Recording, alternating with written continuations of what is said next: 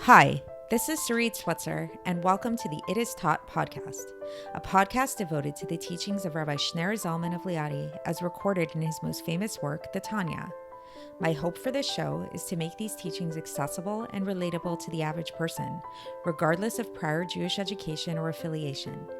The episodes follow the prescribed daily study portions and are meant to serve as practical lessons in how to live your life as your true self and develop an authentic and powerful relationship with your Creator.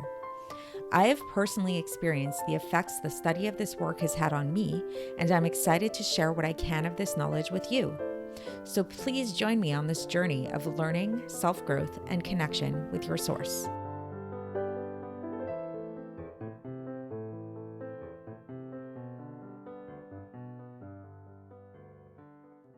Hi, and welcome to the It Is Taught podcast. This is episode 147 for the 17th of Nissan in a leap year. Happy Pesach. We are in the third day of Pesach. This is the first day of Chol HaMoed, the intermediate days of Pesach. We are still in chapter 41 of Likkutei Amarim. This is towards the end of the chapter. And today we're going to have a little special episode where I'm going to give you a little bit of an insight into another aspect of my life, which many of you who know me personally know is a big part of my life, namely my yoga practice. And specifically when it comes to yoga practice, a big component of this practice is the breathing, is the breath.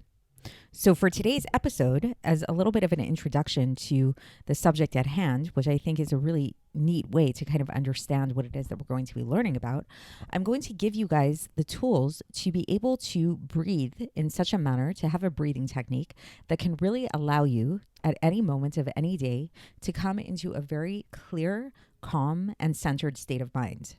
So this probably isn't something you thought you were signing up for in listening to a podcast about Tanya, but it's nice to have a little side benefit, right? So here we go. So the interesting thing about breathing techniques, there's many, many different types of breathing techniques in yoga, but the most basic of all breathing techniques is actually extremely simple. And it doesn't really require a lot of effort at all. Actually, the only effort that it actually requires is becoming aware, becoming attuned to your breath. So it's not about controlling your breath in any way. It's not about directing your breath in any way, doing any kind of like really long like breath holds or things like that. There are techniques that involve that, but that's getting more advanced and complicated. But on a basic level, to really come into a very deep state of rest and relaxation and attunement and de-stressing is really just taking a moment to become attuned to your breath. So I want you guys, we'll do this together. Let's take a moment to just notice your body, notice your breath, and see if you can notice the flow of your breath. Notice the inhale and notice the exhale. So I'll take a little pause here while we do this, and you're going to just notice that inhale and exhale flow for maybe just, 10 breaths, let's say. And without trying to direct your breath at all, without trying to control it at all, without judging your breath if it's fast or if it's slow, just see if you can follow this inhale and exhale 10 times. 10 inhales, 10 exhales. So you'd be counting inhale 1 and exhale 2 and exhale. And I'll let you guys continue on your own for the next 8 breaths.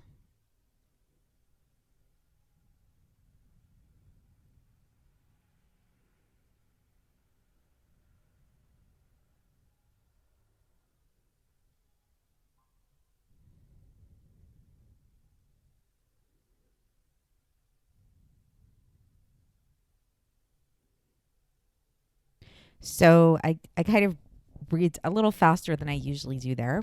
Maybe you didn't get through all 10 of those breaths. Maybe you got through more.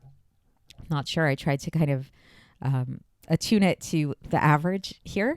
But just take a moment and notice how maybe you feel a little bit more relaxed now. Notice how that exercise was for you. That feeling of attuning yourself to the inhale and exhale. So why are we talking about this? What does this have to do with Tanya?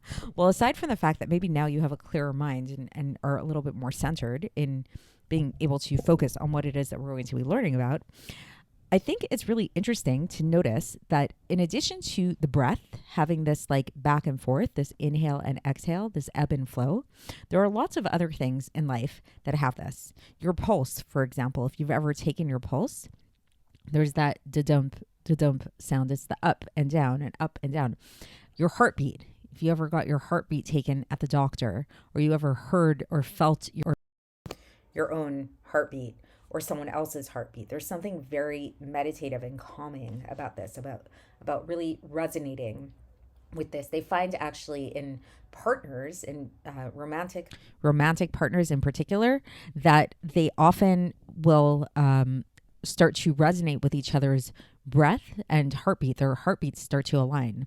Also, there's different studies that show that when two people are in experiments, you show them the same movie or the same series of images or something like that, the same stimuli, their heartbeats begin to attune to one another.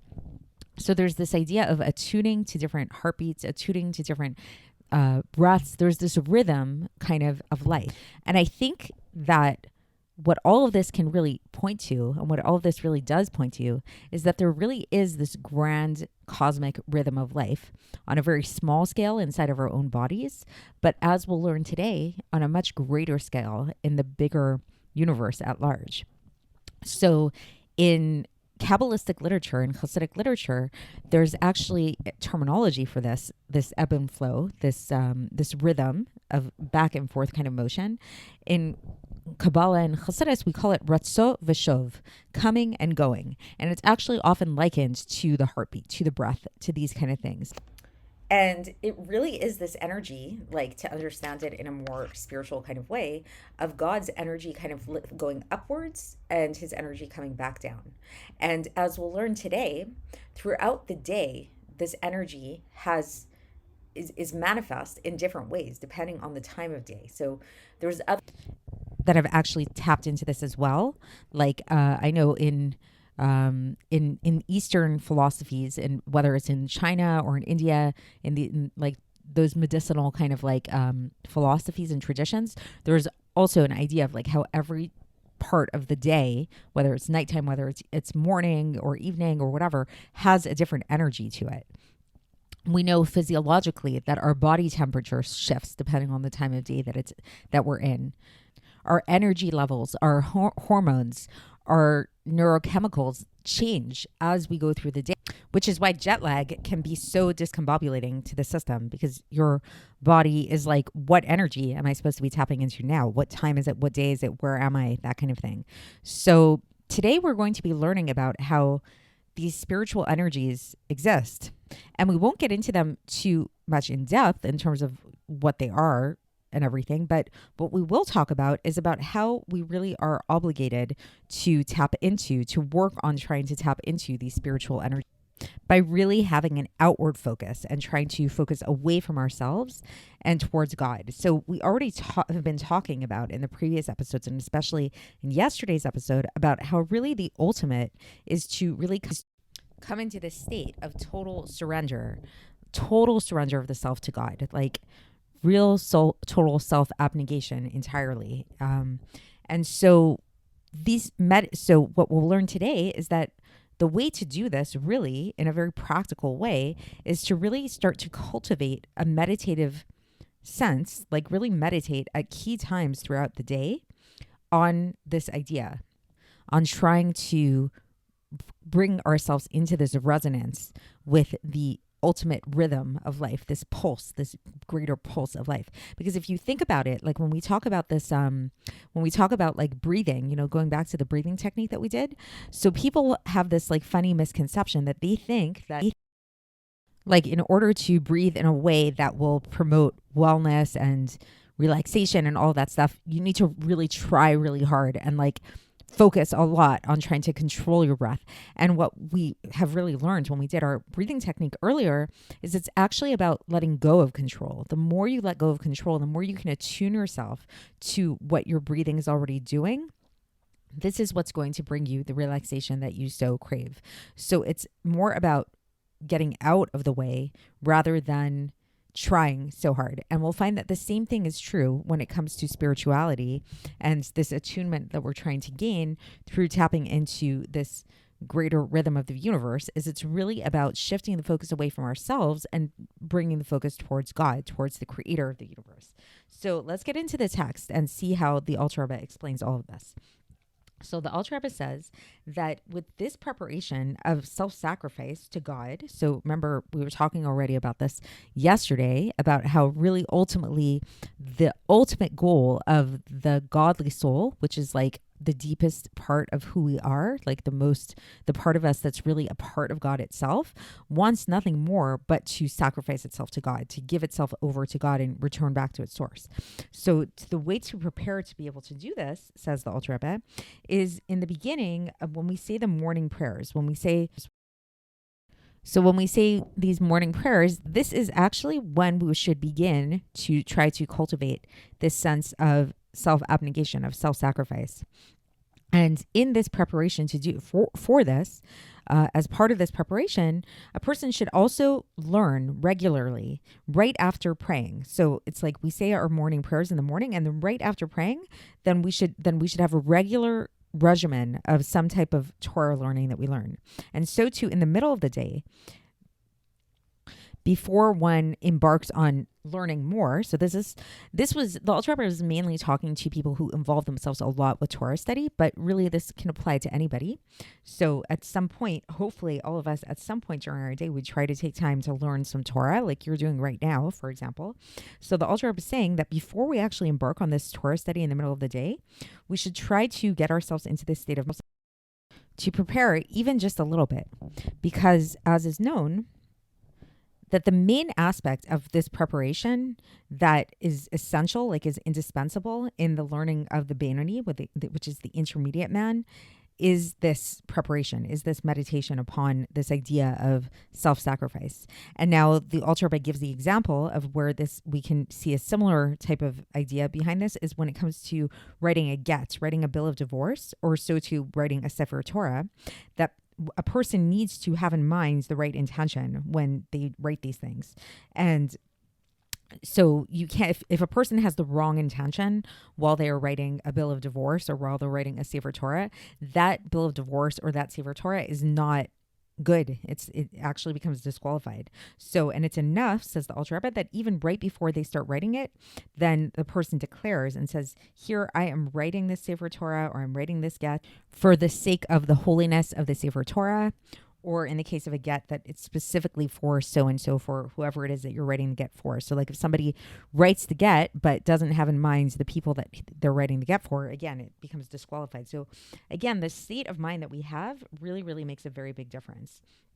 And then the Alter Rebbe goes on to say that, and if a person learns for many hours on end, then a person really needs to meditate a lot in this preparation that we've been talking about, at not only just as a one-time thing, but actually at every hour. Because, and this is what I spoke about a little bit in the introduction, in every single hour of the day, there's a different influence that comes down from the supernal worlds to vivify the lower realms down here.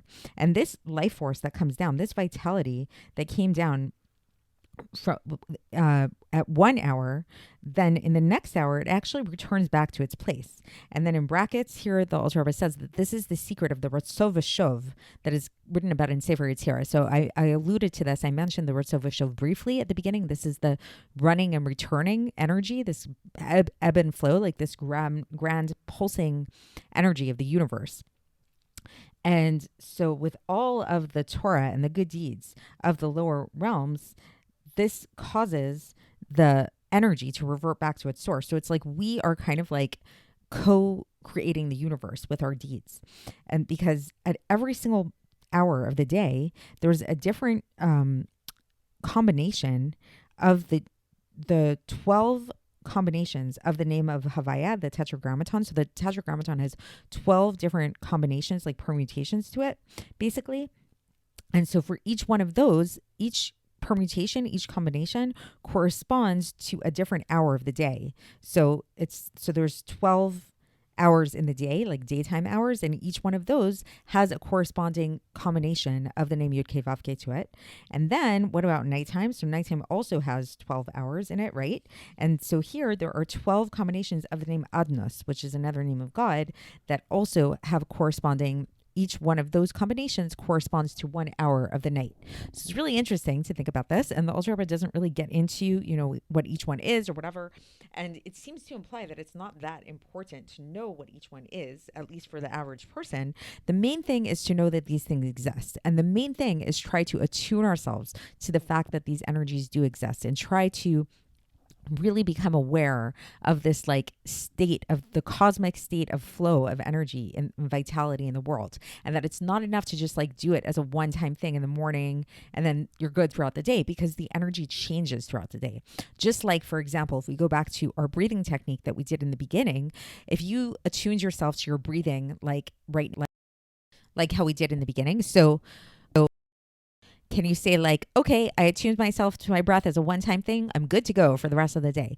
No, right? Every so often, you really, eventually it becomes habit, and eventually people who practice a lot of yoga or do a lot of breathing techniques, you do start to notice your breath throughout the day in a more regular kind of way, in a more habitual kind of way. But as we're still practicing, and even when you do become more adept at it, it's something that needs to be constant. It's something that you need to constantly check in with yourself. How's my breathing doing? What am I breathing right now? So same thing with the breathing, the rhythm of the universe. This is something that needs to be continuous throughout the day. It's not like a once and done kind of thing. So I hope that gave you a little bit of interesting insight into this idea of what we should be meditating upon and how to help come into this state of meditation of the cosmic flow and rhythm of the universe. And that is it for today. And tomorrow we're going to move on and get to the final section of this chapter 41. And I will speak to you then. Thanks for listening to the It Is Taught podcast, hosted by Sarit Switzer. This podcast is dedicated in loving memory of my maternal grandfather, Avraham Yitzchak ben Binyamin HaKohen of blessed memory. Music by Shoshana. If you enjoyed this episode and would like to support the show, please share it with others and subscribe on YouTube, Apple iTunes, Spotify, or wherever you listen to podcasts. And make sure to leave us a 5-star review. To find out more about the It Is Taught project, including more information on my soon-to-be published book, please visit our website, itistaught.com. To catch the latest from me, follow me on Facebook, Instagram, and Twitter. Looking forward to speaking with you tomorrow, and until then, have a great day.